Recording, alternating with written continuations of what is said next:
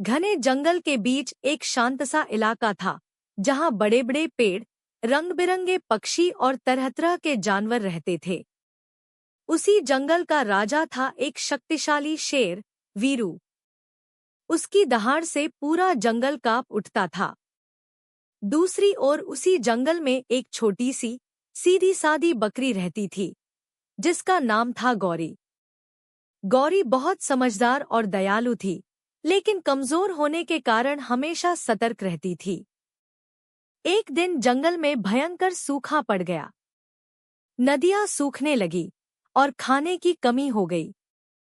शेर वीरू को कई दिनों से शिकार नहीं मिला था। भूख से परेशान होकर वह जंगल के किनारे पानी की तलाश में घूम रहा था। तभी उसे गौरी बकरी अकेली चरती हुई दिखाई दी। शेर की आंखों में चमक आ गई। आज का शिकार मिल गया था। जैसे ही शेर ने आगे बढ़कर दहाड़ लगाई, गौरी डर गई, लेकिन भागी नहीं। उसने हिम्मत जुटाकर शेर से कहा, महाराज, आप चाहें तो मुझे खा सकते हैं, लेकिन उससे पहले मेरी एक बात सुन लीजिए।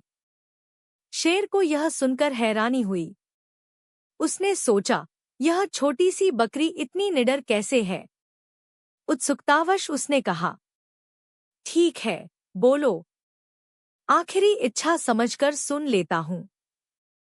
गौरी ने शांत स्वर में कहा, मैं जानती हूँ कि मैं कमजोर हूँ और आप शक्तिशाली हैं, लेकिन अगर आप मुझे आज खा लेंगे तो कल जब सूखा और बढ़ जाएगा, तब कौन आपकी मदद करेगा।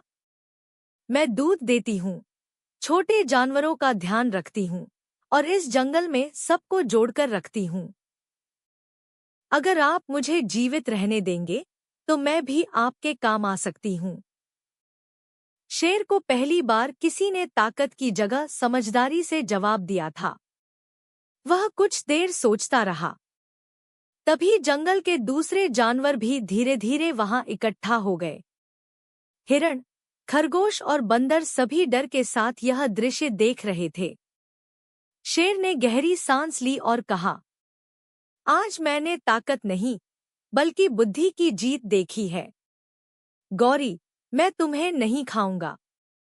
उस दिन के बाद जंगल में एक अनोखा बदलाव आया।